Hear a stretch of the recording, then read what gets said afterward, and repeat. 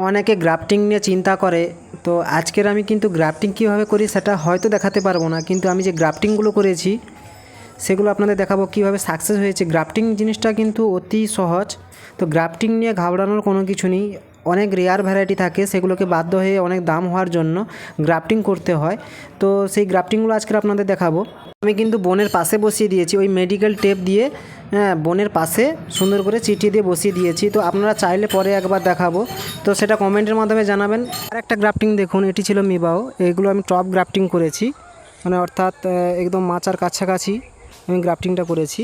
দেখতে পাচ্ছেন বনের পাশেই আমি বসিয়ে দিয়েছিলাম। এখন এটা আমি মাটিতে প্রতিস্থাপন করেছি। তো এটাও ডা হংপাও 3 এরকম মিবাও বসিয়েছি। এই যে এখানে দেখুন, এই যে এখানে মিবাও বসিয়েছি। এখানে যে পার্পেল হ্যাজ আমি বসিয়েছি মাটিতে।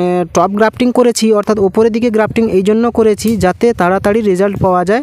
কীরকম কন্ডিশান, মানে ফলের বা ফলের মিষ্টতা কীরকম সব কিছু চেক করার জন্য আমি ওপরে গ্রাফটিং করেছি। এছাড়া মাটিতে বসিয়েছি যে মাটিতে কীরকম রেজাল্ট পাওয়া যায়।